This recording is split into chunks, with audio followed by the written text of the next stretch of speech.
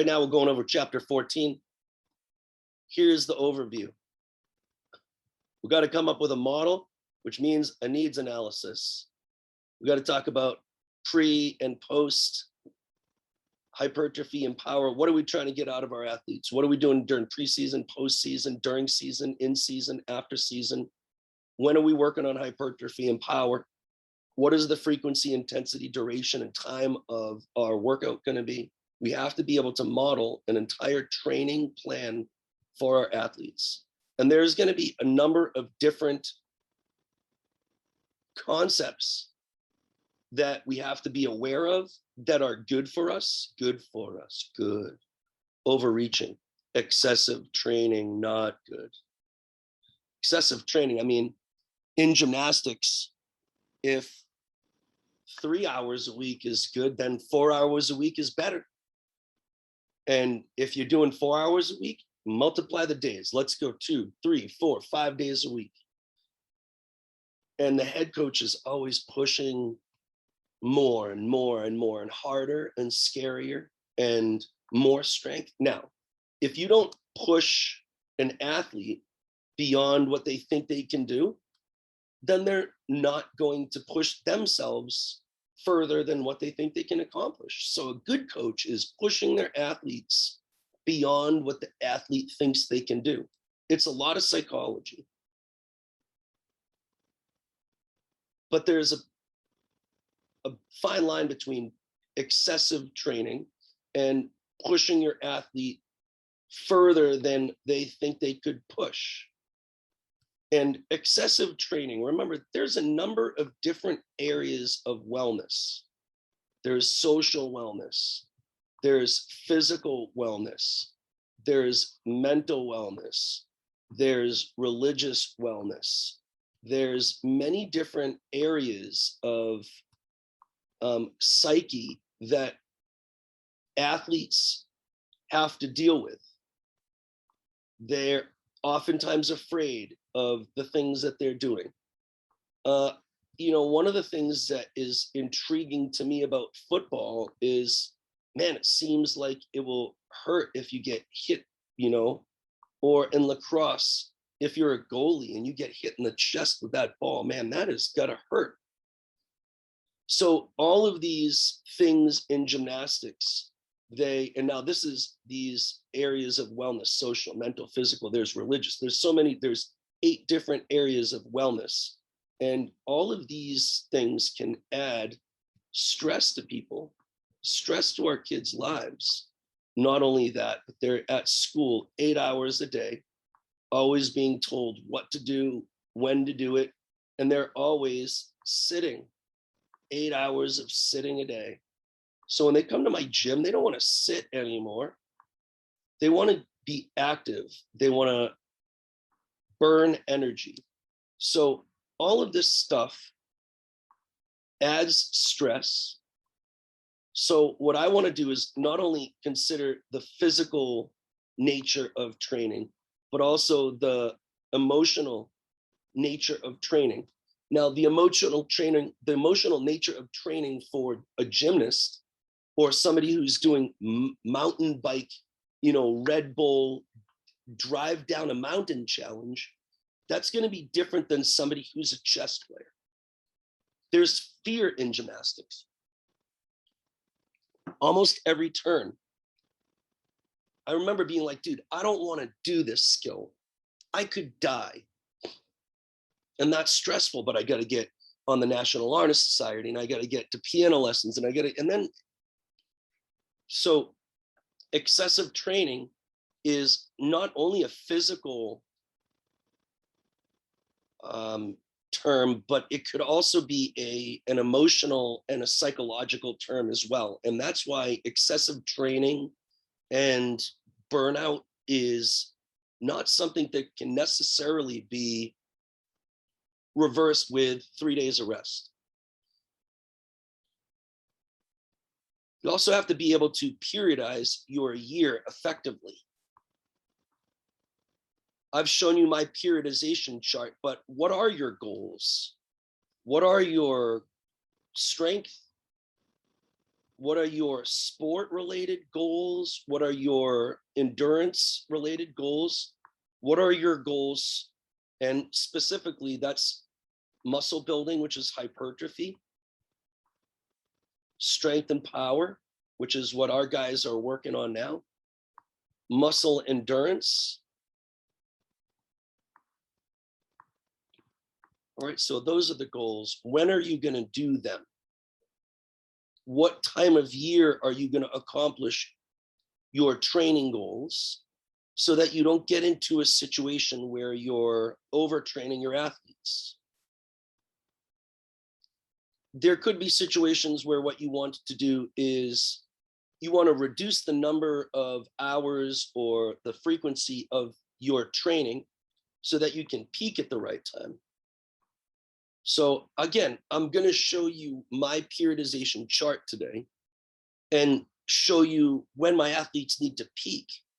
And then you'll understand a little bit more about how you taper, or what we do is we taper things in terms of routines during the summer, and we ramp up routines. So we increase the number of routines that we do. But if you look at the amount of strength that we do over the course of the year, the amount of strength reduces.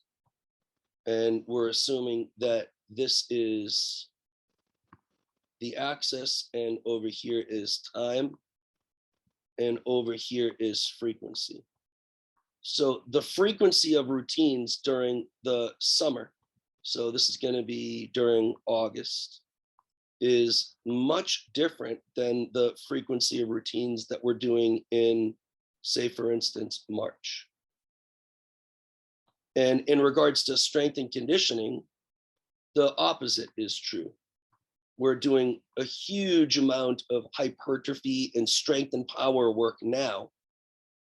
And then slowly but surely, instead of 4 days per week, we'll end up switching to 3 days per week. And then during the year, we're doing 1 or 2 days a week of strength and conditioning. And the rest of it is just foam rolling, meditation, sport specific strength and conditioning. So ring strength and press handstands and stuff like that. The last part of the chapter. Yeah, of course, go. So when you talk about tapering, are you specifically talking about over a period of time that's long? Like for swimming, when we talk about tapering, it's typically just for like a week or two before, say, championships. But it sounded like you were talking about through the course of your season. Well, I mean, I'm assuming that you're also aware of carb loading, right? Mm-hmm. So carb loading is going to be another example where you would taper two different things. You would taper the amount of carbs that you're taking in during the week so that that would increase during the course of the week, right?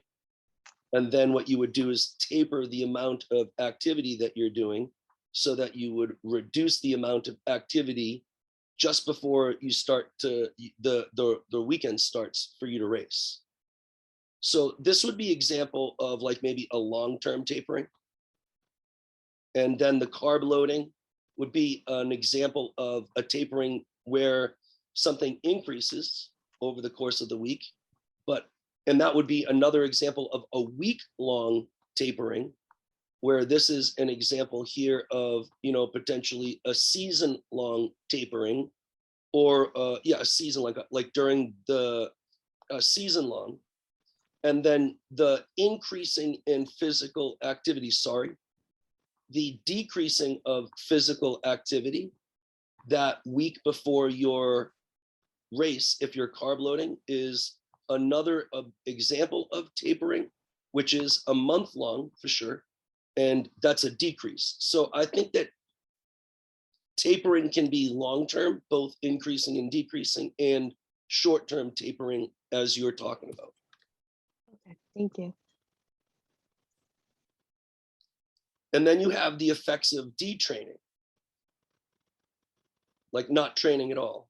And obviously, you lose strength very quickly. The chapter also finishes with a discussion about space. what happens when you train in space, or what happens if you don't train in space. So later on, when we finish, I have a little video that I sent everybody in the chat. I'll have to resend it. 1 second. Give me 1 second. Control C. I'm going to resend it so that everybody gets it now. I'm sure everybody will have gotten it. So later on, at the end of the day, maybe take a look at this video. It talks about how they exercise in space. I mean, I've never been there, so it's hard for me to talk about it. But I will start a very quick discussion before we get into the rest of the lecture. All right, I'm going to clear these drawings. And I'm going to ask you, what would happen to a body that looks like this?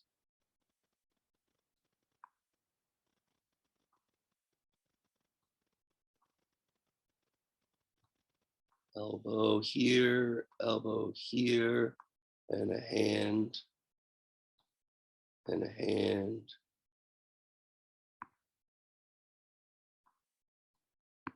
When I see you guys at Flips's game, I'll be super happy. All right, and then I got like knees and feet.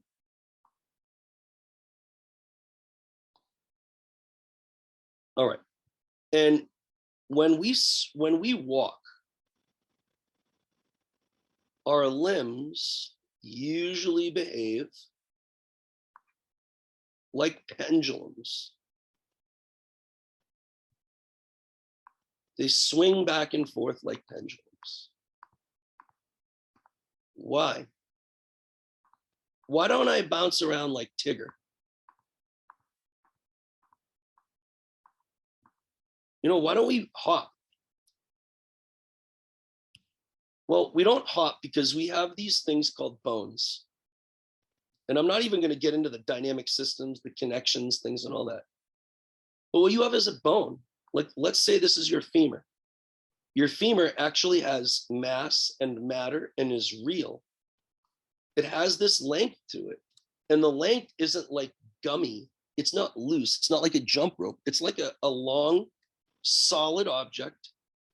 And at the end of it, you have this foot, which is like this weight. And because you have this thing here, the most important thing of all, because you have gravity, what does it make this foot want to do? Like if you lift it up and it has potential energy, MGH, and the muscles around this joint relax, this pendulum is going to want to swing in this direction until it loses kinetic energy and gains potential energy. And then it wants to swing this way. That's what it wants to do. Merely because of the fact that gravity is acting at an axis of rotation, and it's acting on a mass that is connected to the axis of rotation, which actually makes a system out of it, and it connects via this radius here. It's because of the actual structure of our body and the interaction with gravity that makes our legs tick like pendulums. And similarly, your arms are also pendulums. They might be multi-hinged pendulums, but they're also pendulums. What would happen if there wasn't gravity?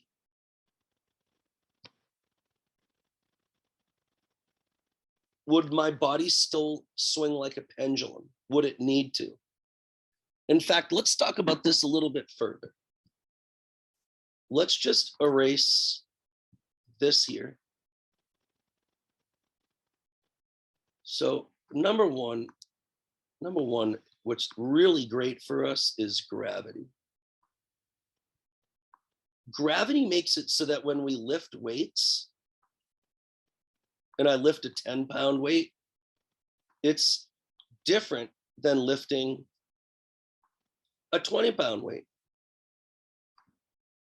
Gravity makes it so that our body swings like pendulums. It makes it so that there's potential energy, which is MGH, and we can utilize that energy.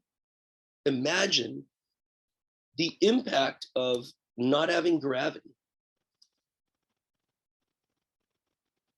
Maybe I'll ask somebody a question. I'm not sure if they know. Let's see if I can find somebody. Let's go to randomly. Jameson, let's do it. Jameson, have you ever seen, Jameson, thumbs up if you're on, if you can talk. Yeah, I'm here. All right, sweet. Have you ever seen the videos or even like the movies of the landing on the moon? Yeah, like clips of it. Yeah. Fair enough. I haven't seen the whole thing, just clips of it. What kind of locomotion did they do on the moon? Now, you're right, they had these cars and that's not, what type of human movement did they do on the moon? Well, they were like walking, but it wasn't really walking because every time they kind of pushed off the ground, they would bounce a little bit. Right. What did they call it? Did they call it walking? I don't know if you can come up the word. It starts with a B.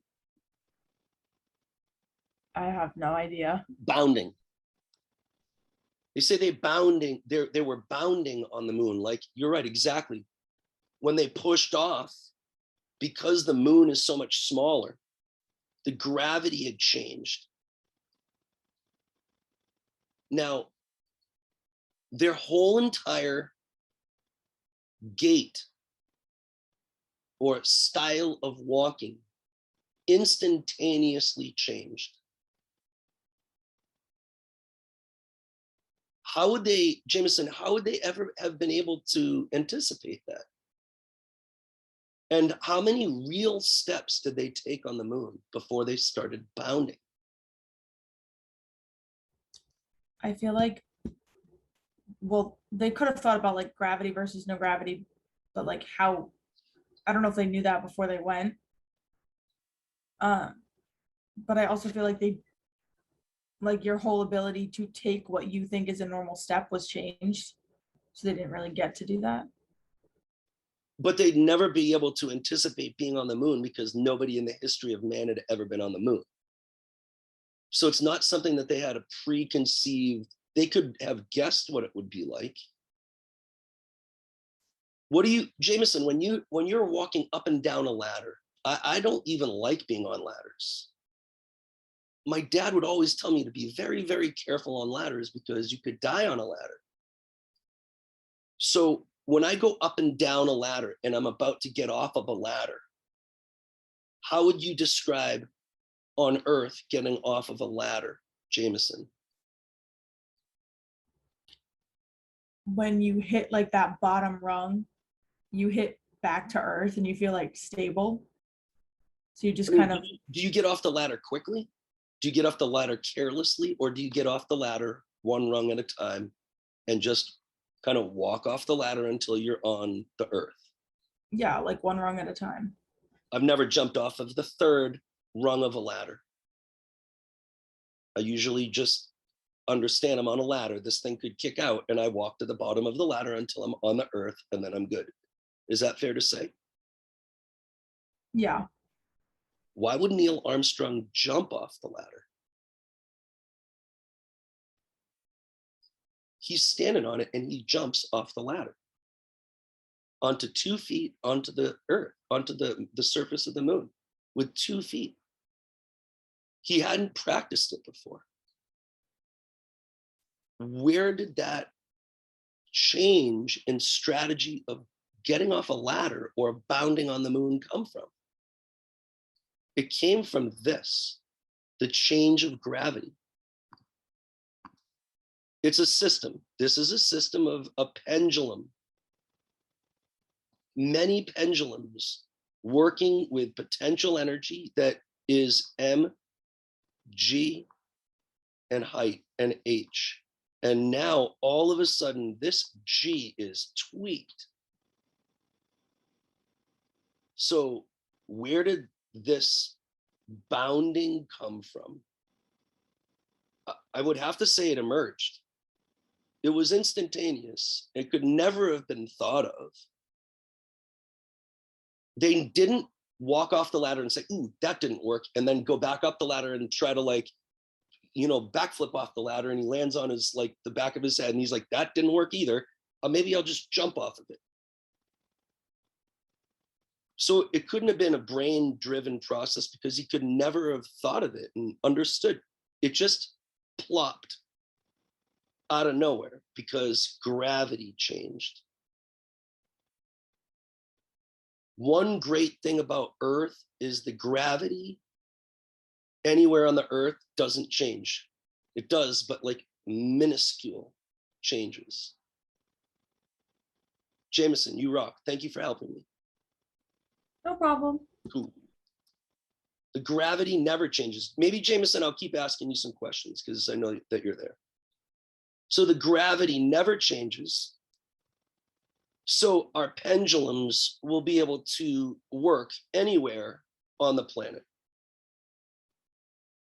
But what would happen if gravity did change? What would happen if there was zero gravity on Earth? Would we need to walk this way? Would we walk that way at all? Would there be a reason to? Did anybody see, Jameson, did you see William Shatner when he went up in the space capsule? Did you see that? I did not. Oh my God, you gotta watch the video. You gotta watch the video of this guy. Did anybody watch it? Can anybody come on screen and just talk about it? Just tell me who you are. Nobody watched it? Oh my God. All right, dude's 90 years old. He was, you know, Captain Kirk from Star Trek. And Jeff Bezos, they just went up to space. He was in the capsule. Obviously, zero gravity. Did anybody walk? No, nobody walked. They floated around. He walked with his hands across the capsule, but nobody took steps. They floated, they moved. He was like, oh my God. Oh my God. That's all he kept saying. Oh my God. Oh my Jesus. Oh my God. Oh my God. It's a situation where it's completely, totally different than our environment. So what emerged was a different way to use your body to float, to kind of like swim through the air a little bit. Because this wouldn't work anymore because there's no gravity. So our whole way of being is altered. And it's not altered. They didn't learn how to float in space over the course of, you know, like 10 minutes. They were only in there for like 3 minutes, that like where they get past that line. And they learned how to float and move around instantaneously. That's, to me, amazing. So one thing that we have is gravity. Think about this. Our air is pretty awesome. We don't even know it's there. It's light. We can move it around, no problem. But you can fill a balloon with it so you know it's there. It has oxygen, which is super good at giving us calories. It has other things in it like carbon dioxide that sure helps plants out. But we don't even notice it. Imagine if air was thick and like it was like curtains, like you're at a play and you have like curtains and you got to move the curtains out of the way in order to like get through it. You had to move the air to the left and right. It was thick like oil. And in order to run through it, you had to kind of like move like the curtain to the side. You had to like run through this oily air every single place that you like ran. We take for granted that air can move when we want it to. But imagine if air was viscous, like oil. Well, I bet the shape of my body would be totally different. I bet I wouldn't even be a pendulum at all. If air was thick, whoopsies, didn't mean to do that. If air was thick like oil, can somebody come on mic and tell me what they think would happen to the shape of your body?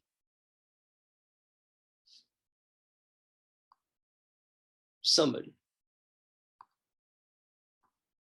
The air is thick like oil and you want to run through it.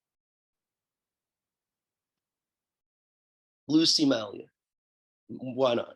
Thumbs up if you want to get involved in this. Alrighty. I have a question actually. Yeah, go for it.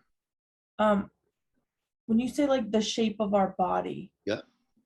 what do you mean by that? Because like you try to run through like underwater, you know what I'm saying? Like it takes a lot more like force and effort to run through not air. You say, let's say we're talking about water. Let's draw a little bit of water here. All right, so I'm gonna run through water. Now, would you want your body to run through water? Would you want your body to be shaped like us, like almost like this? So you have a huge amount of surface area and you're trying to run through the water in this direction. Like there would be so much friction of the water coming in on the object in this direction, right? You wouldn't want to be very thick and flat. What would you want to be? Like they even call it something, right? If you're trying to go through water, you would want to be probably something like, let's go like this, undo. You'd probably want to be something like this, streamlined, something like a dolphin, like designed like this, nice and sharp, so that you can get through whatever this viscous stuff is. You're going in this direction, so you'd be nice and sharp like a point. And then you could cut through the water and the water would kind of like roll off you to the sides like this. That's why they make airplanes streamlined, because the faster they go, the more friction the air puts on the airplane, right? So if on Earth, we went fast enough to make it so that the friction of the air was a problem, then we'd have to be a different shape. So I would argue, as Jameson very acutely said, that rather than being shaped like this and taking advantage of the fact that we can use gravity and have our legs get this motion for free, rather than that, we'd probably have to be streamlined. And fish don't walk. They don't even have legs. So we probably would have a completely different means of locomotion as well. Meaning we probably wouldn't walk like pendulums. We'd probably swim like fish. So the way I look at it is, on the land, with this particular gravitational field, this animal here is very well adapted and is very smart. and can utilize tools in its environment because of its thumbs. So we become that system with those tools. But if you put this in this environment, I'm not very good anymore. For this environment here, the dolphin is much better suited to take advantage of the fact that it doesn't have to deal with gravity anymore. There is no gravity in water, so why would it need to walk? Why would it need legs? All right. Instead of having to traverse through air, it has to traverse through something that's much thicker. So its shape, it's driven by DNA for sure, but how much is driven by the environment that it's in? And how much of our movement is driven by the environment that we're in? And if we're in space for long enough, what would that mean to human beings and the shape of human beings as we try to like move, I guess, into space? How do we make it so that we can replicate our gravity, so that we can continue to use our bodies like pendulums and maintain the locomotion that we do?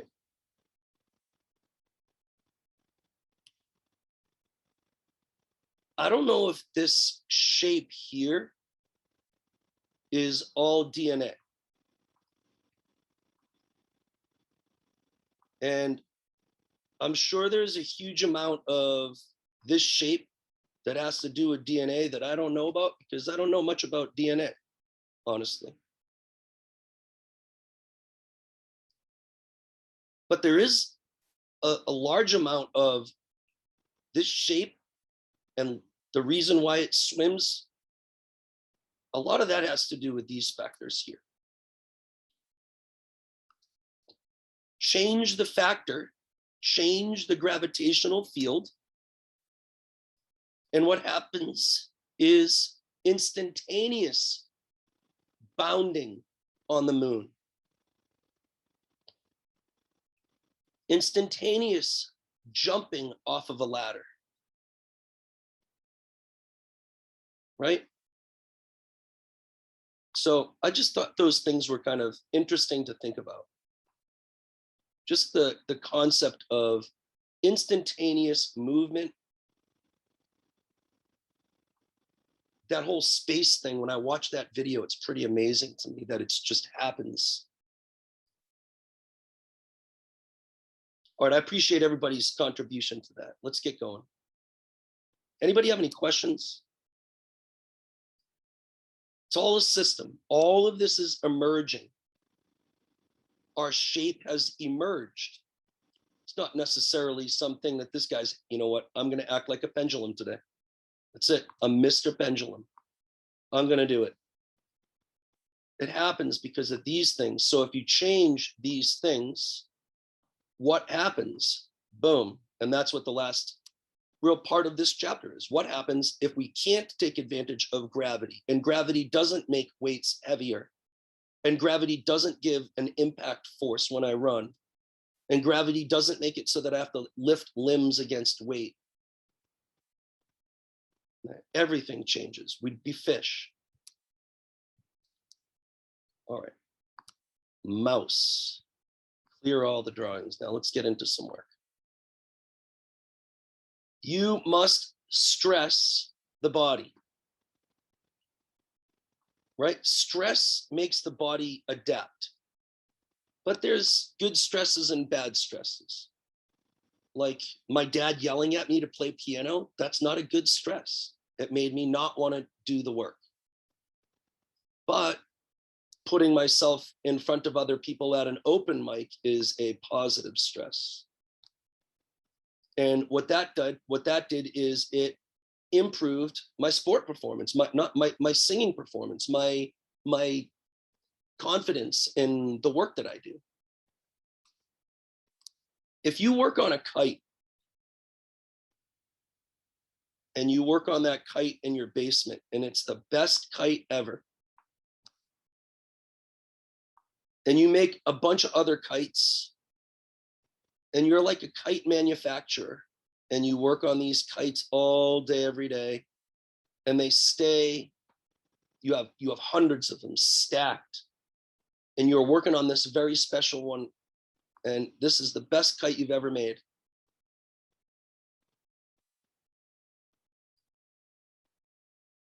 When you're done with it, it stays on this table here for a couple of weeks. And then what you do is you take the kite and you file it away and save it as your best kite ever, but you've never flown it. I would argue that this kite is not a kite. It could be a kite, but it's not. Right now, it's a paperweight that looks like a kite. And when you take it off the table and you file it away, it becomes a filed kite paperweight, but still not a kite. The only way it can become a kite is if you take it out and you unfurl the string and you fly it during the day or during the night forever. What doesn't matter to me, but you fly that kite, and that kite will then and only then become a kite. So what you need to do is you need to take your gymnastics and do something with it. You need to move your body forward.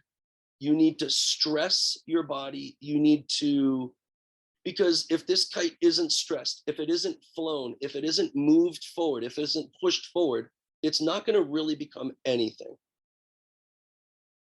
So there are stresses in your life that you need. You need to put yourself out there.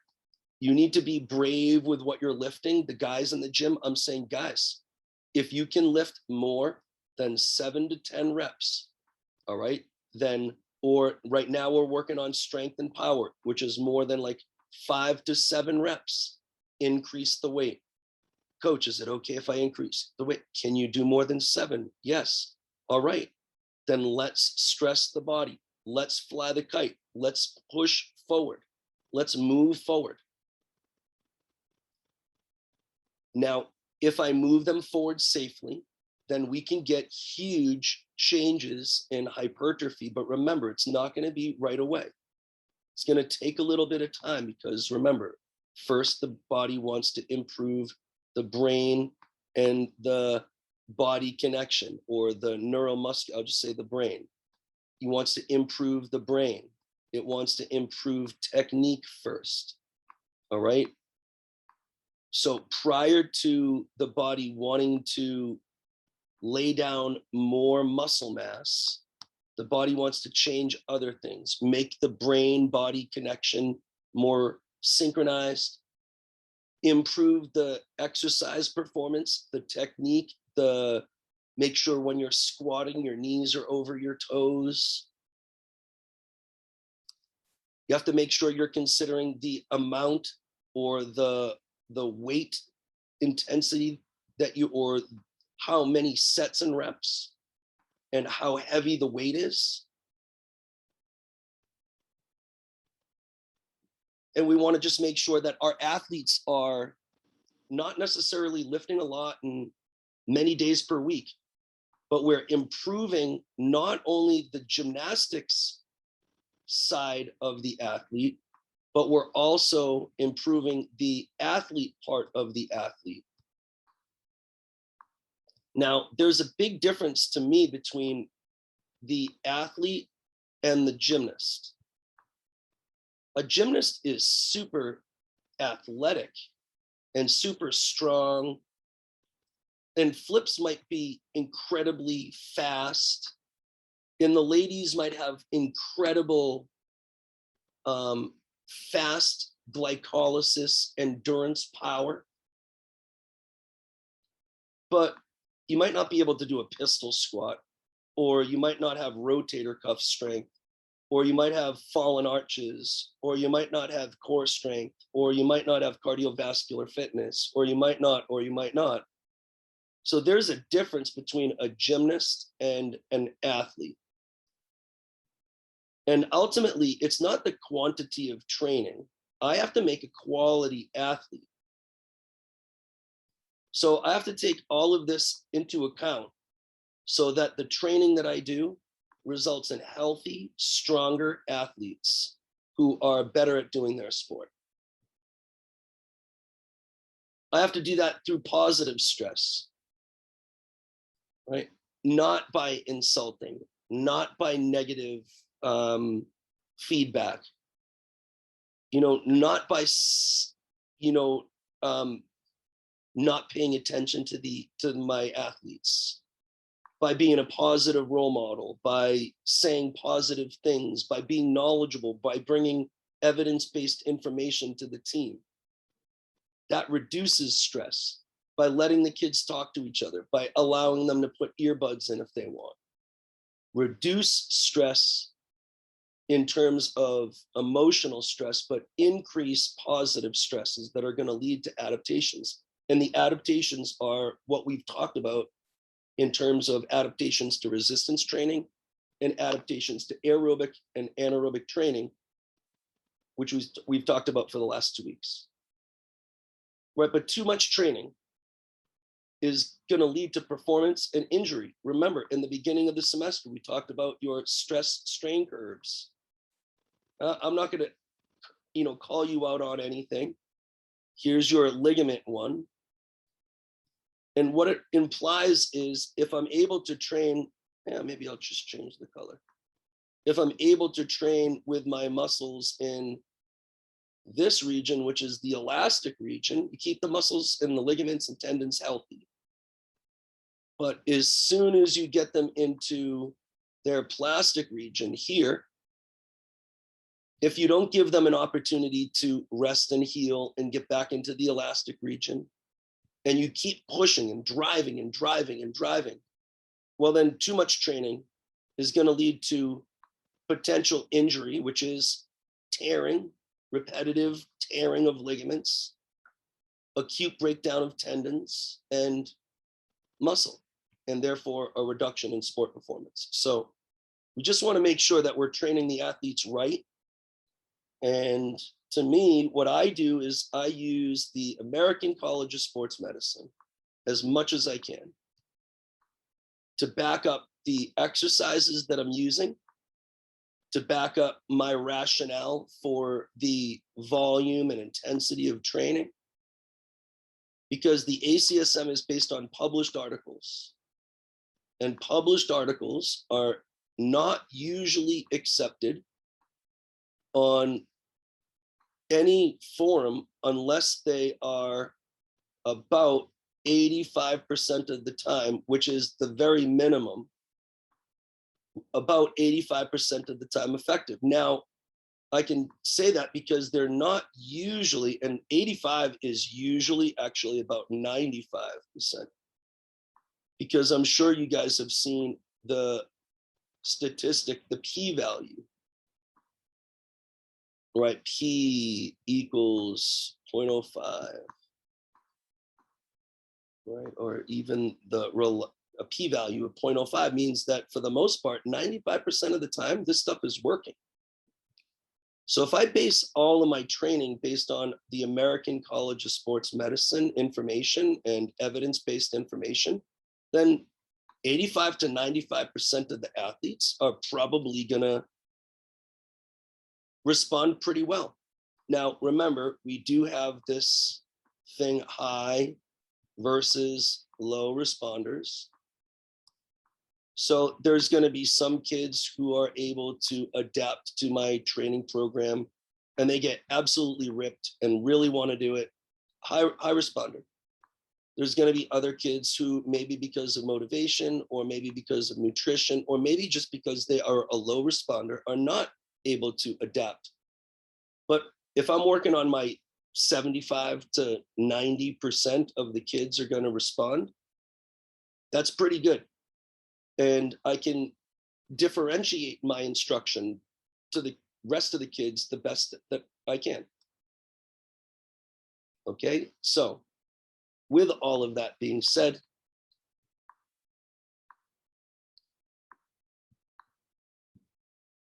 the way to balance volume and intensity and rest is via the chapter that I showed you earlier, that chapter 15 that talks about the ACSM guidelines for each of those.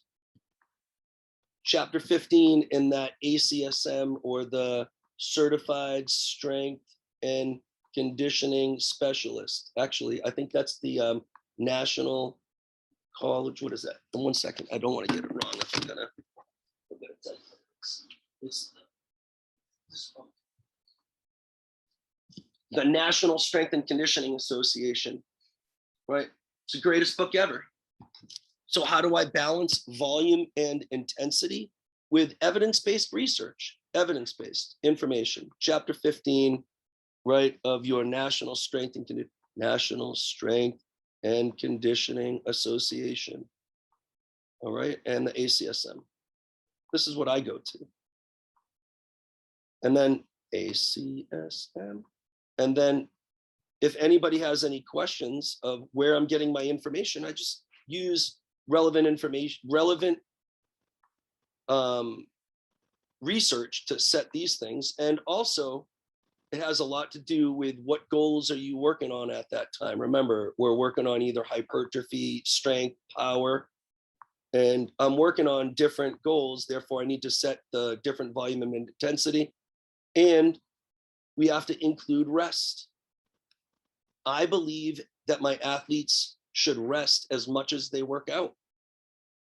I try to do some meditation exercises. I understand that they can't unendingly spend their calories. So sometimes they don't eat very well, and you can get a sense of whether or not they're tired or exhausted. And so some days we push through strength, but some days we'll rest. Some days I'll give them information, like give them a class or something, not a class, but like a clinic of nutrition, or a clinic of what torque is, a clinic of what levers are, a clinic of how to do a squat. Sometimes we'll do meditation where I just put on a 10-minute meditation. So I include rest a lot. Right? I prefer if they didn't work out during the weekends. Rest is not only rest from gymnastics, but it's rest from the emotional stress of sport, the emotional stress of school. So it's not just rest your body, but it's rest your mind. All right. I also want to watch my athletes and see whether or not they're showing signs and symptoms of illnesses. Do they have chapped lips? Are they pale? Are they coughing? Are they telling me that they're exhausted, tired? Right? If they're chronically tired, then it's an indicator that we're overtraining. Now, I think that my guys are probably, right now, we're at the end of our preseason. In about 2 weeks, we're going to be in season, and these guys are in the final stages of strength and power training. And they are borderline probably overtraining, but it's the final push for strength and power. So I keep telling them in the gym, rest anytime you want. Skip any of these exercises. I'm only making it available to you. Skip anytime. I tell them to rest, go sit down. So I'm really trying to manage how tired. Listen to what they're talking about every day. When I go into the gym, I say, how are you feeling? How is your body feeling? I'm tired this, I'm tired that. Okay. Trying to get an understanding of whether or not they're ill. Now, over the last couple of weeks, myself included, everybody has gotten this cold. So I know that everybody's ill. So I'm trying to reduce the intensity of the training when we're doing strength and conditioning, because I don't want to get performance decrements. But at the same time, we're in preseason. and we're not performing. So I don't really necessarily mind if there are performance decrements now because we're not performing. I do, however, want to make sure that I'm preventing overuse injury, because this is, again, not just overuse of your body, but many of the symptoms of overtraining syndrome are psychological. And because of that, it's not just stop training and get rid of overtraining syndrome. It's not as easy as you would think. At any time, if you have any questions, please feel free to come on mic and ask any questions. I'm going to keep moving on. So we have to have some type of model. And for me, my model is the yellow, pink, and white strength and conditioning program that I've shown you before. I'll probably try to pull it up so that we can use it as a reference. Let's do that.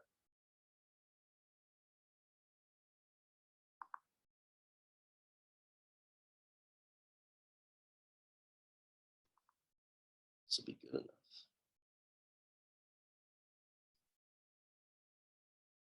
So this is my model. This is my strength and conditioning model, right? A playbook, all the guys. And this is the model that I use. Not only do I use that, but I also have another plan that a friend of mine works with. This is his template. Every month, what should be working on gymnastics wise? What are we working on strength and energy wise? What are we doing with prehab and movement? This is the rest of the season, same thing. So right now we are in the beginning of November, let's say. So we should be working very basic sets, right? Trying to work on harder skills, harder dismounts. In regards to strength, we should be working on power, moving things quickly, all right? Moving things quickly. In regards to energy systems like bioenergetics, we should be working on ATP, CP, and glycolysis. So battle ropes, burning your arms up, and then 5-minute recoveries. In terms of movement and rehab, we should be doing like, just make sure that if there's injuries, you're recovering from them, increase recovery. All right, and make sure that we're doing prehab. All right, prehab care. Don't stop foam rolling because we're in the season. Make sure you're doing your bungee strength, things like that. So I break the season down like that. And I also have the rest of the year broken down. Here's my warm-ups are all written down, multiple warm-ups, any basic tumbling that we're doing, strength and mobility, and anything else that we need. So I have a model, I have like a game plan that I'm able to show to each of my athletes. And it's not something in my head, because if it's in my head, it's a dream. But I got to give them a training plan. And that plan includes this overload principle. Progressive overload means I have to continuously increase the stress on the system. And if I do, then what's going to happen is those muscles are going to get micro damage. They're going to get broken down by the white blood cells. Testosterone and growth hormone are going to be released. It's going to get into the DNA, cause the mutations, and it's going to stimulate the improvement or the strength of the tissues of the body. Actin and myosin growth, increased contractile capacity, better ability to do activities that you're doing, or as you get older, activities of daily living. Undertraining is if you don't exercise, then you're not going to have the stresses on your body that are going to be sufficient enough to break the muscles down. Therefore, you're not going to get the correct adaptations. You could think about it like you have a recipe. If the recipe asks you to bake the cookies at 350 degrees, but you're undercooking them, then they're going to be soupy. You're not going to get what you want. So how are you going to train effectively? Well, that goes back to the American College of Sports Medicine. And what you have to do is find the sufficient stimulus, and that's going to be based on training status, time of year, the weights that you have available, the exercises that you choose, the exercises that are necessary for that athlete to be performing. And again, we don't want to overcook the cookies either, because then they don't taste good. And then you get injured, and we don't want that. So you got to find the pocket here, right in the middle. But sometimes what you think is bad is not such a bad thing. It's really difficult to get other coaches to understand that when the championship season is over, it's okay to rest. It's all right to not be always completely, totally 100% engaged with gymnastics or with the sport that you're doing. So in my training plan here, you'll notice that I have built in at the end of my season. So this is the end of the season is May, right over here, May 15th.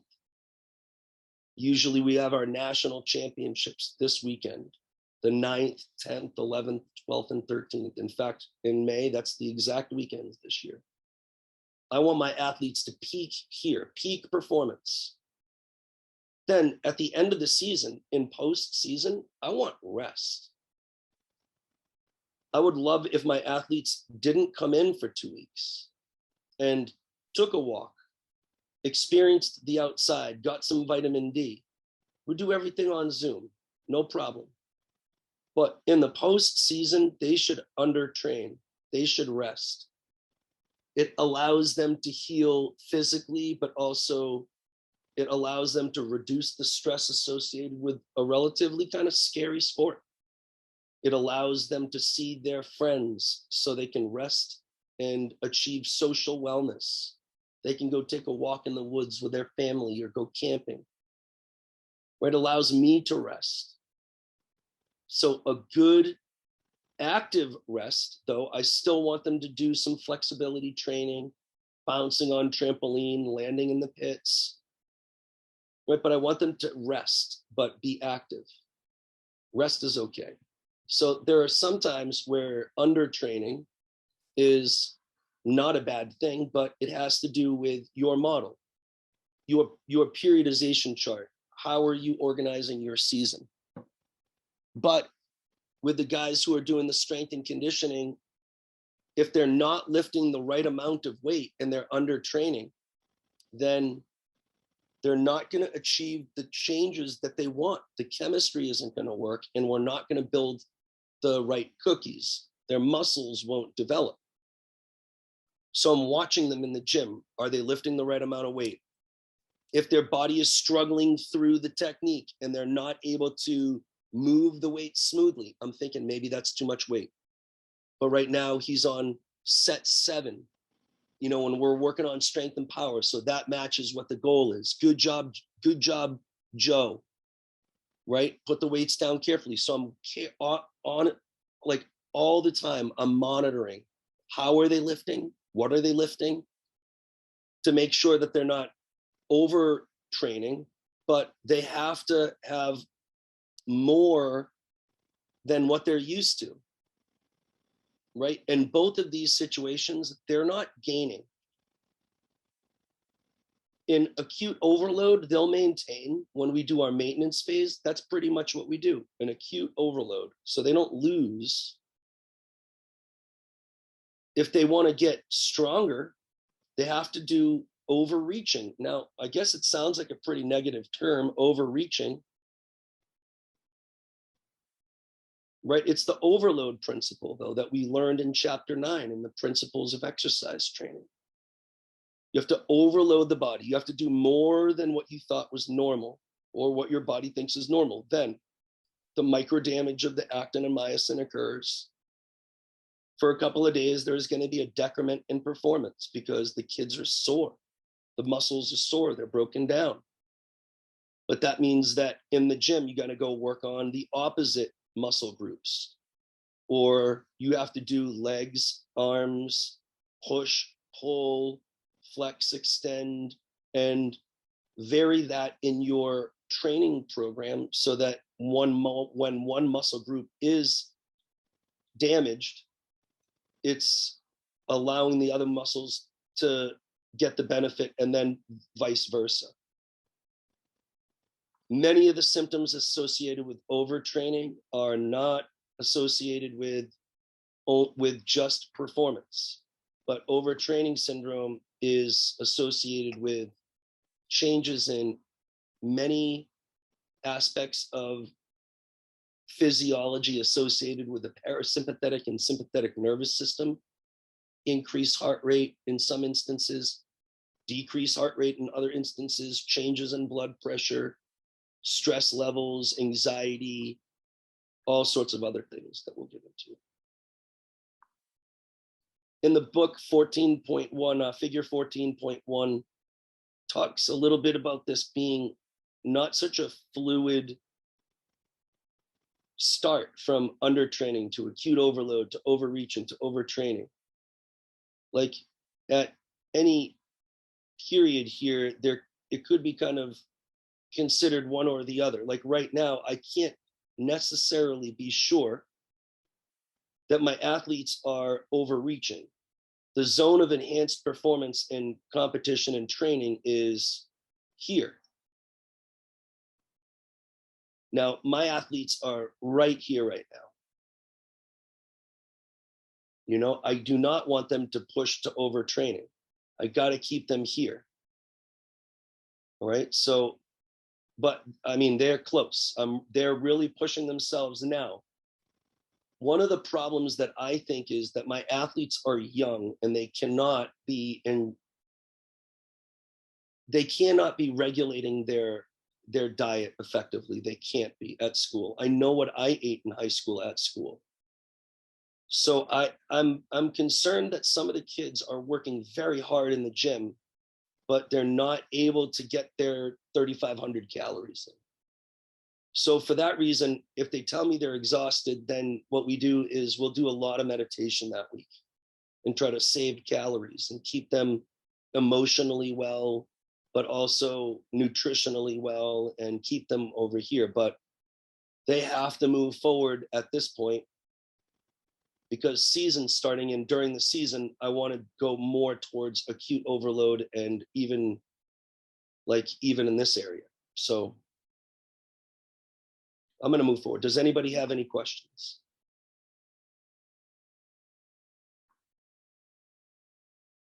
All right, so overreaching is systematic. Again, curious enough, they use the word systems. A systematic. I have to have a system to do this. So I have a system to do this.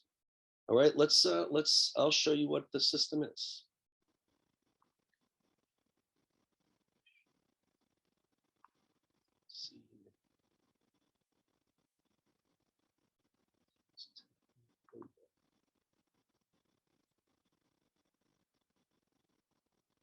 I probably have shown you this before. Come on. Come on. Not showing my whole screen. All right, here we go. So this is the plan that I use. So we have, let's make it a little bit small.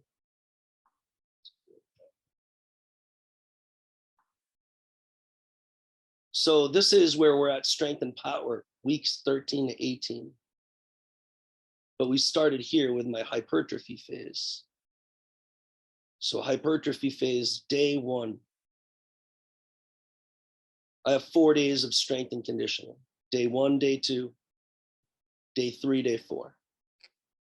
And right now, what we want to work on in hypertrophy is on Monday, lower body. I want to work on subscap strength and stability. On Tuesday, upper body. On Wednesday, lower body. On Friday, upper body. Actually, that should say lower body. No, lower body, upper body, correct. And then lower body, upper body. So we're going back and forth. Lower, upper, off, lower, upper. And then Saturday, we'll do like plyometrics and whatever we want. And then Sunday is rest. So I want to work primarily on the lower body strength.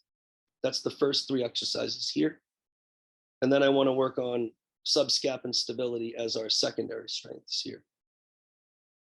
All right, so stability of the hip of the lower body, stability of the lower body.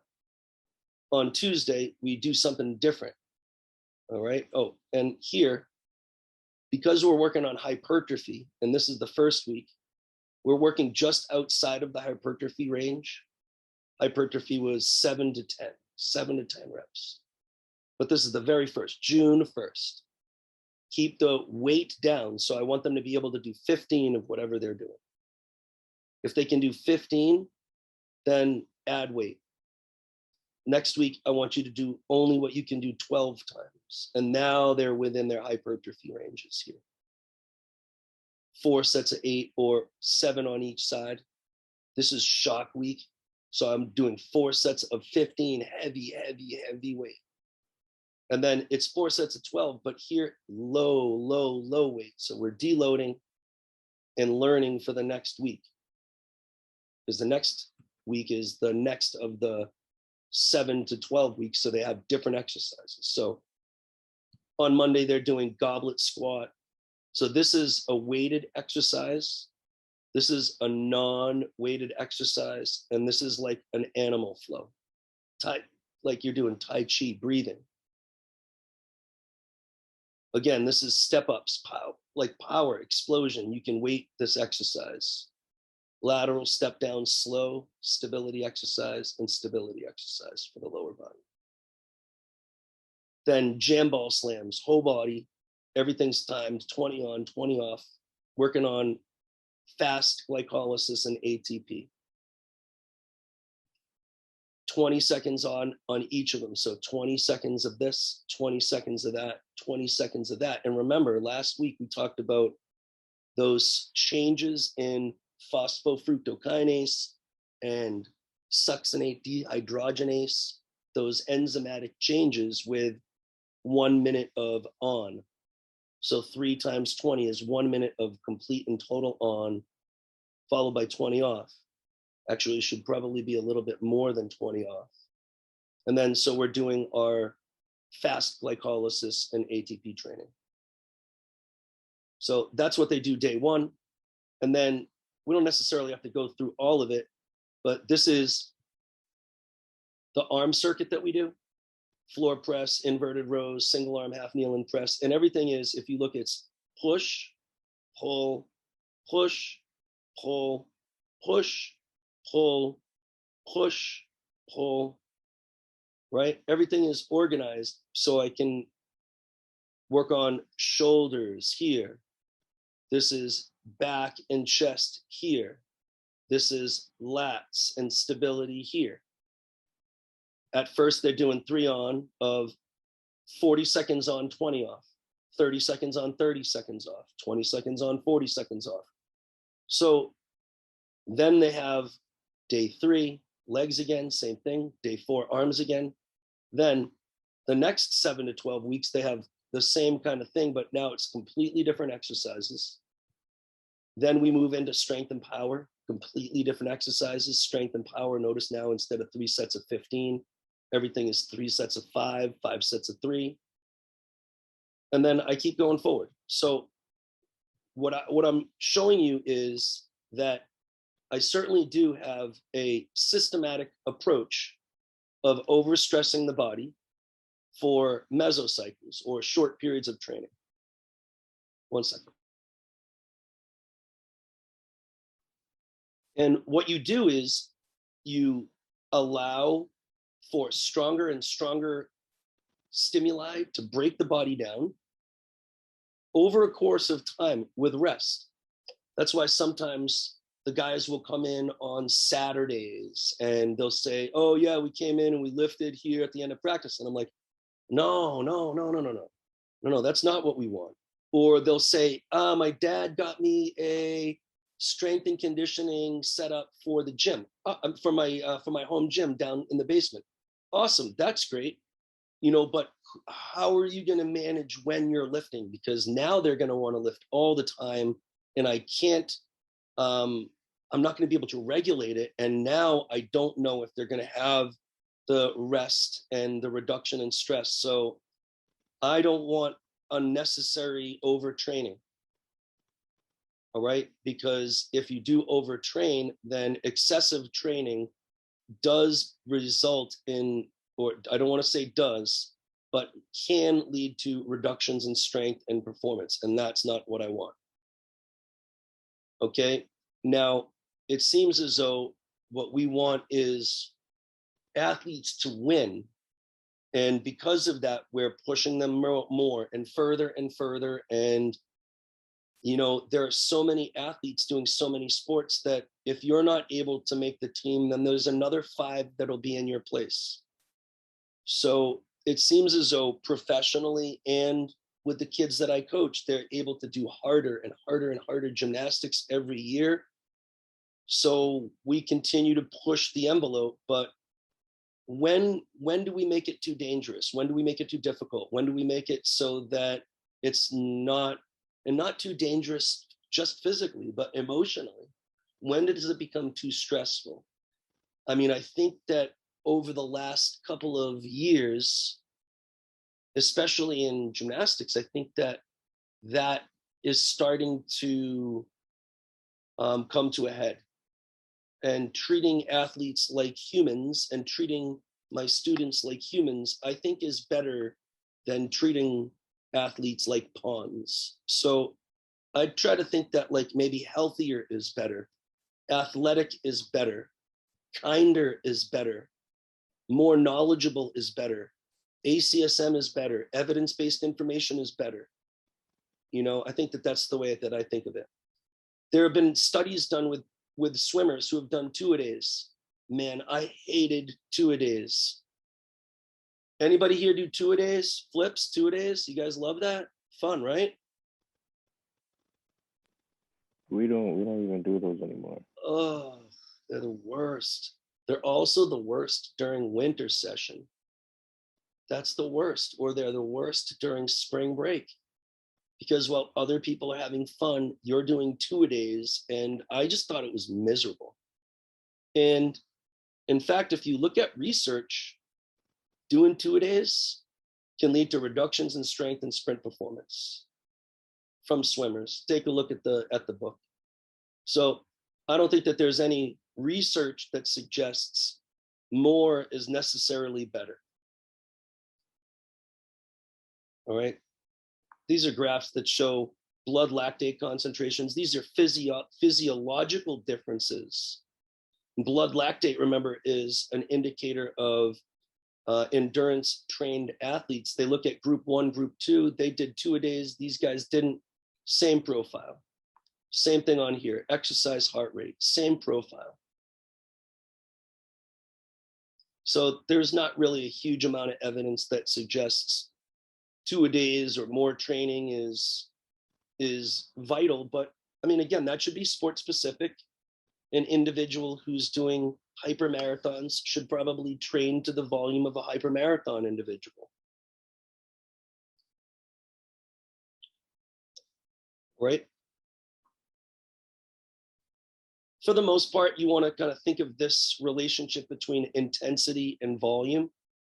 If the volume increases, perhaps the intensity should decrease. And that's what the numbers that I have on those workout plans that I show the guys. If it says 15, I want you to do 15. If you can do more than 15, then increase the intensity. But it's always related to the volume. I guess for me, I regulate the volume in a sense because I always do 10 exercises, three sets. And then I just manipulate the intensity of the weight to get the particular goal. And again, if you're trying to work on hypertrophy, then you would have a different intensity. You would have a different rest period. If you're trying to work on strength and power, you would have a different intensity and a different time sensitivity to the strength that you're doing. And what would happen is different results. You would get either hypertrophy or strength power or during the season, I don't want my athletes to burn calories. I don't want my athletes to be sore. So we're going to reduce the emphasis on strength and power. Hopefully they can maintain what they've gained over the last 6 months of training, and we can move on to different gymnastics goals, like working on ring strength, working on body control and the ability to keep your body in particular shapes and things like that, more sport specific information. And all of these principles here are going to apply to not only strength and conditioning with weights, but your anaerobic, your high intensity interval training. All right. If you pound on the guys and you keep having them do strength and conditioning and don't pay attention to their emotional status, their physical status, their health status, then obviously they're going to break down. People are going to break down. They're going to break down because of the stresses they're on.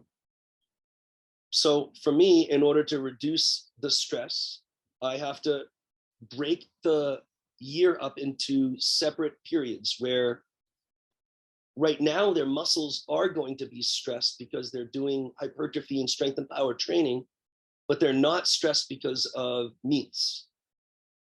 I don't want to pile on the stress. When they're working on the stress of being in competition, I don't want them to have to deal with the stress of being exhausted, tired, and having their muscles shocked because of strength and power training. So I've shown you before that I've broken my season up into many different sections. And these sections represent my training cycles, what I want to achieve. So during my off season, and now that's all based on this date right here, because I want to peak on that date. So I work everything backwards in 6-week cycles. Why 6-week cycles? Well, it takes, remember, 8 to 10 weeks for hypertrophy to happen, right? This is when I'm working on my hypertrophy. So if my hypertrophy stages like was 9 weeks, well, that wouldn't work. So 12 weeks of hypertrophy training, and that breaks up into the season well. And the head coach, the guy who owns the gym, also likes 6-week time blocks. So that gives us 4 weeks of rest. And then I work backwards from the championships, 6 weeks. So here's 6 weeks. It's a mesocycle. This is my macro cycle, the big year-long cycle. And for somebody who's trying to make the Olympic Games, this is but 1 year in that 4-year entire macro cycle. So this could even be considered a mesocycle for that athlete. But for my athletes who are working off of just this one championship on this year, I work on this plan. So I have in season is a 24 weeks. So that's 4 months: December, January, February, March, and April. December, January, February, March, and April. 5 months, okay? 60 days. Then I have a preseason, which is another 12 weeks, and my off season, which is 12 weeks. In the off season, I'm making sure that their muscles are building. So we are pumping big weight, trying to get them to understand nutrition, eating brown rice during the preseason. Now, I don't mind if they're sore here. I don't mind if they're tired, because we're not competing. I also don't mind if they're sore or tired here. Now, we're right about here. So we got about 5 more weeks of really lifting heavy weights, right? Remember, they're lifting 80% of their 1 repetition max. If they're doing more than 6 or 5, I want them increasing weight. Then during the season, I got to reduce the stress of strength and conditioning. So during the season, we go to a maintenance phase. I don't want any more strength and power. We just got to maintain. So everything is 3 sets. They're only in the gym 3 days a week. They used to be every day. Now we're going to cut down to 3 days, 8 to 10 reps. So lightweight, and just maintain what they have. And then during the season, the last 12 weeks of the season, they're only going to be in the gym 1 or 2 days a week, maybe Wednesday and Friday, Tuesday and Friday. Very lightweight, even lighter weight, no weights, just body weight exercise, dips, pull-ups, blah, blah, blah, all that stuff. Reduce the stress of strength and conditioning workout, reduce caloric stress, make it so that they're much more prepared to do routines and then peak. Not only that, but I'm also tapering up the routines that they're doing. So like right now they're doing no routines, and then slowly but surely now they're starting to do routines, and now they're starting to do big time routines. And now you're going to probably taper down and taper up and taper down and taper up and taper down and taper up, and then boom, they compete and everybody's ready to go. So that would be an example of long-term tapering and probably oscillating tapering or what have you.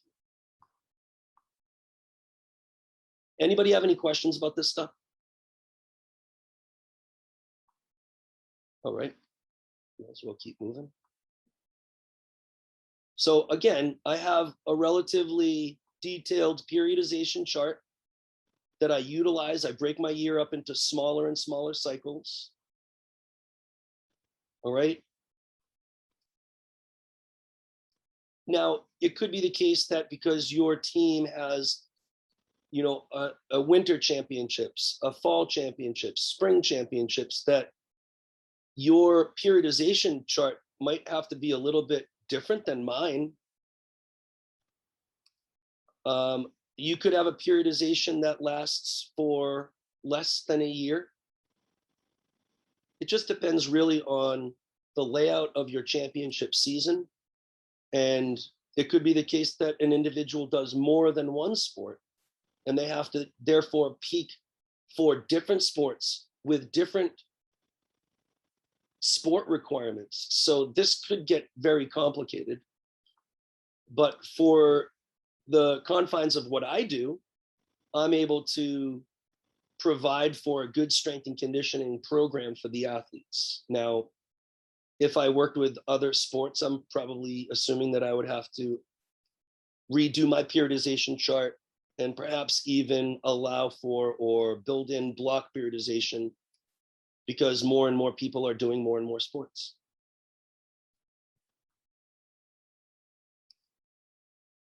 Overtraining is something we want to, oh, I got to plug my phone. No, I'm good. What? Oh. Connect to. Now, sometimes my athletes will come in all of a sudden afraid. I don't want to do this. I don't want to do this skill. I can't do the skill. One of the kids is nervous about doing a skill that he's done millions of times before. So why? Is he afraid of things? Is he all of a sudden, you know, losing his ability to deal with fear? No, but these are all things that I think about. Now, I do take heart rate, body composition, body weight every week, and I try to notice trends in heart rate. I'm doing strength and conditioning, so I'm expecting certain things to occur with the strength and conditioning in terms of body composition and body weight. So I use that. I listen to what they say. I look at the color of their skin. I see whether or not they have chapped lips or anything like that. And I try to use these as all physiological and psychological cues to maybe predict whether or not they're overreaching / overtraining kind of precipice. And it's not just fatigue I'm looking for. All right, overtraining syndrome can, now on one side, it's going to say it's causing this, and on another slide, it's going to say this, right? So the overtraining syndrome can impact your sympathetic nervous system. So in that case, increased blood pressure, loss of appetite, weight loss, sleep and emotional disturbances, So this is increased blood pressure. Right here, it could be affecting your parasympathetic nervous system then. And this is decreased blood pressure and all other like kind of contradictory effects, but I'll go over that in a second. For individuals who are overtraining, some of the symptoms are a reduction in strength, their inability to coordinate their movements. So in gymnastics, that's huge. You know, I'm trying to listen. Are they afraid all of a sudden? Are they unable? Are they unwilling? I don't use that as evidence that they're kind of being surly or mean. I look and see whether or not there's like mood disturbances. Are they angry in the gym all of a sudden? Are they you know, yelling at me or yelling at the kids in the gym or not able to pay attention? Are they telling me that they don't want to come to the gym tomorrow? They're tired. Are they sitting against the wall and not able to pay attention? Are they getting hungry? Are they losing weight even though we're supposed to be gaining weight? Are they telling me that they're exhausted?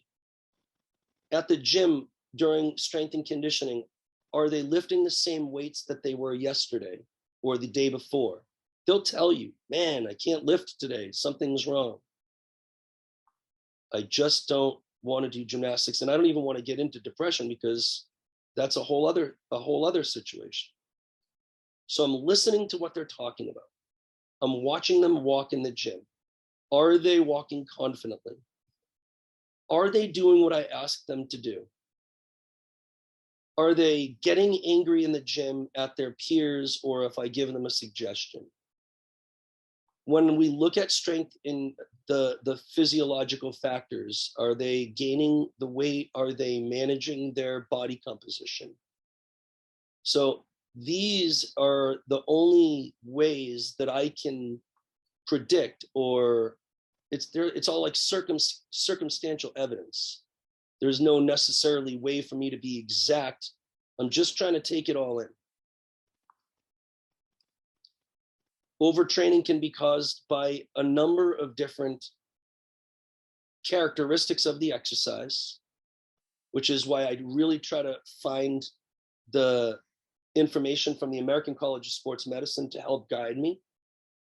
And there are many different types of factors that can lead to those symptoms or that syndrome. Competition is difficult. Where when I was competing, it was no joke. So I'm assuming it's the same way for the kids, no matter how old they are. I remember being 7 and I wanted to crush people. So I knew what I was doing. And sometimes competition is exhilarating, but I remember times in college where it was super, super stressful. And you'd already saluted, or the game's on, or you just got, you know, housed and you gotta like step up for defense the next play, and there's stresses there. So how do we allow our kids to deal with the emotional pressure of gymnastics, of football, of lacrosse? I have to build that into my training plan, my playbook, so that the kids have strategies of doing that. So we do a lot of meditation. I tell them to rest anytime they want. I mean, I personally put together routines that I don't think the kids have a huge amount of stress unless they're getting really good. Then they can choose their own routines. But there are other physiological factors that maybe other coaches might not necessarily think about. Changes to your autonomic and your hormones, right? As kids get older, there is going to be changes, right? If athletes are going through, or if older individuals are going through menopause, things change. These things are fluid. There's a cold going around. There's COVID going around. There's all sorts of different factors. So it's not one thing is causing this or that. It's trying to pay attention to a number of things, or having strategies to be able to pay attention to them. So in the gym, I don't have like a full metabolic cart. I can't have them do, I don't have sphygmomanometer and stuff. So I don't look at their blood pressure, but I do take a look at their body weight. I do take a look at their body composition, I take a look at their bone mineral density. I take a look at the body water percentage. And then we have a number of different strength and conditioning metrics that we look at, like the number of dips or how long they can hold a handstand, push-ups, all sorts of different things. That what I try to do is I collect data. We're aware of their basal metabolic rate, even though I don't have much control over what they eat. All right, I know that I have control over their muscle mass, but our guys are ripped, 5% to 9% body fat. All right, but I ask them, you know, if they complain about eating, if they complain about anything, if they're getting angry in the gym, these are all things that are increasing their sympathetic nervous system or are a result of increased sympathetic nervous system activity. So remember, sympathetic is fight or flight. So saving energy so that you can get out of there, so that you can overcome something. So you're going to have increased heart rate, increased blood pressure, increased, actually maybe even decreased heart rate, increased stroke volume, but no, in this case, it would be increased heart rate. It would increase vasodilation of the blood vessels in your appendages and vasoconstriction of blood vessels in your stomach and GI tract. All right, so if they can't sleep, right, these are all cues that there could be overtraining, but then it could also affect your parasympathetic nervous system. And para is down, all right? So it could be that they're tired, their body is trying to shut down, their heart rate is lower. So what I do is I do collect resting heart rate every once in a while, like maybe well, maybe I should do it a little bit more frequently now that they're at the end of their strength and conditioning, but usually I do collect heart rate, resting heart rate. It's hard to get kids to be resting in a gym. All right, and then I do take a look and see how they're recovering at strength and conditioning. And for the most part, they're able to recover within seconds of what they do. Right, the guys lift and work out so hard and they are barely out of breath. And when they're done with strength and conditioning, they'll do the ladders, they'll do agility training, they'll keep messing around. So they have plenty of energy. There are several responses to your hormones, increasing thyroxine, reductions in testosterone. That's not what we want if we're trying to build muscle. So that's going to be counterproductive to resting cortisol is burning of proteins. We don't want that. All right, so what we want to do, it's an indicator of anabolic recovery processes. We do not want catabolism. We do not want breakdown of muscles. All right, we do not want to use our protein for fuel. So there's increases in cortisol. Cortisol breaks down protein, and testosterone and thyroxine. Thyroxine, remember, is one of those hormones in your thyroid, along with triiodothyronine, that allows for an increase in the utilization of sugars for fuel. So that reduces, testosterone reduces, that's not what we want. And the burning of protein for fuel, which is the burning of your own muscle mass for fuel, increases. Don't want that. You can tell that occurs because there's an increase in urea in your urine. That's an indicator of increased protein utilization for fuel. All right, so I got to make sure that my athletes understand that rest is very good. All right, I don't really have the ability to test their blood urea concentrations or their endocrine responses. So what I have to do is pay attention to their other symptoms, their emotional responses, the physical cues that I can see, the heart rate, those things.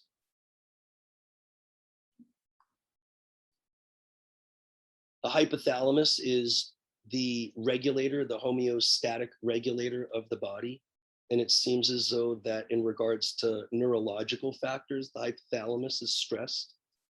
And because of that, it's unable to regulate sympathetic activity, nor is it able to regulate the release of other endocrine gland activity. All right.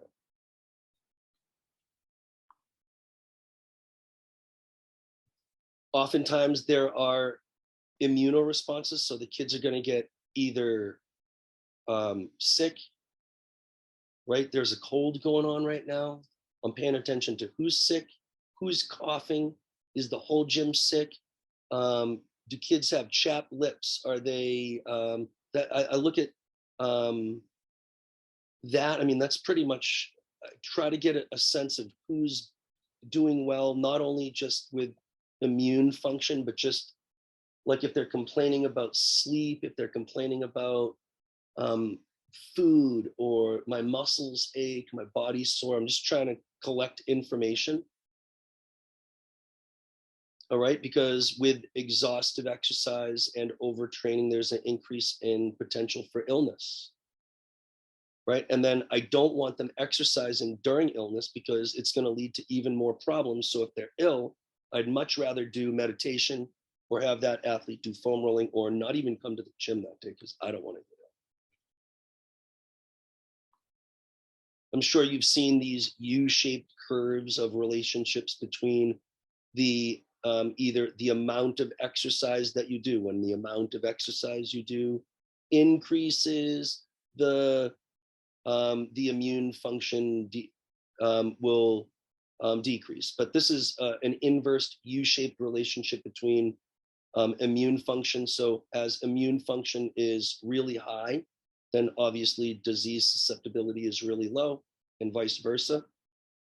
But for an untrained individual, an individual who is overtrained rather, their immune function drops, which means that their disease susceptibility increases. So an individual who's overtrained is at greater risk than an individual who's potentially sedentary. All right, so again, it's very difficult to know the exact causes, which makes diagnosing it very difficult. So what I'm trying to do is pay attention to as many different details as I can for each of my athletes. But you know, some athletes have greater pain thresholds than others. Some people have greater motivation than others. Some people have different reasons for doing the sport. So it's going to be different for each athlete. So we're forced to use our intuition, which is, you know, if coaches don't have knowledge, maybe my athletes have, you know, a better situation because I'm knowledgeable, but not everybody is the same. So using intuition is not going to necessarily be, you know, fail proof. And a lot of times it's too late anyway, because the kid is already suffering from depression or stresses or anxiety or not wanting to compete. And it could be the case that they've felt that way for years of doing a sport that's scary, that you're pressured to do, that you don't understand necessarily why you're doing it. You know, and it's not something that you just recover from. You know, I'm not sure if Simone Biles is going to recover from all of that stuff, you know? I don't think there is recovery from that. And her situation is clear, you know, clearly an overtraining and over stressed and emotional stress and everything else.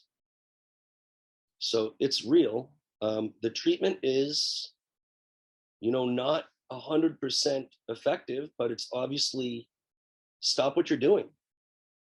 And that could take a long time. It could take months, it could take years. And it could even mean that you need to go get some external guidance for the stresses that are social or emotional or psychological or other areas where emotional or wellness has been negatively impacted. So the best way to do it is to try to prevent it through periodization training, understanding to me that athletes are children, or athletes are not pawns of a training plan or a coach. And I don't really care about winning. If a kid wants to win, they'll win. If a kid doesn't care about winning, then they don't care about winning. So I think making sure that I can monitor their caloric intake. For instance, I believe that calories are like poker chips. If you don't have enough calories or you don't have enough poker chips, you can't play the game. So if they're not getting brown rice, if they're not eating correctly, then I don't want to do the strength and conditioning with them, because they're just not going to be able to have the resources to do it. So backing off for that athlete and having them do foam rolling and flexibility and meditation, things that don't take any caloric expenditure, make it so that they can save calories for the rest of their body to function effectively. You can also do things like tapering. So some tapering is short term, some tapering is long term, or even longer. So I appreciate the discussion that we had earlier. I believe that was Jameson. But I appreciate that discussion. But it's going to be really depending upon when during the season. Are you doing it to stockpile calories prior to a major competition? Are you doing it to recover or to prepare or to heal? So it depends on when, but like this kind of wave-like tapering, where you're tapering on and tapering off and tapering on and tapering off, it's probably more appropriate for sports that have competitions throughout the season rather than one major competition at the end of the season. For gymnastics, though, we do have a season-long tapering of the focus on each one of those training goals. So it would just be more long-term, fall under this category here. And it depends on what I'm trying to do. Like, I'm not always trying to taper muscle strength. I could be tapering carbohydrate, carb loading. I could be tapering the intensity. I could be tapering not muscular strength, but more sport-specific activities like performing routines. So it's not necessarily to just increase my strength and power of my muscles, or to work on the anaerobic and aerobic power of my bioenergetics, but it could be for things associated with sport performance and functionality. And a proper tapering of performance, some people might say, well, won't that result in deconditioning? No, especially if you're not tapering for too long a period. But if you're tapering for months at a time, for sure. Now, tapering could also have other effects that you might not necessarily associate with other sports. Like tapering from running might not have as much of an impact as tapering for gymnastics, because in running, there is not a sense necessarily of air awareness. But if you're not in the gym for a week and a half, then your ability to find where you are as you're flying through space kind of gets a little bit out of sync, and that's not a good thing. So it could be the case that tapering for one sport might be better or worse than tapering for another.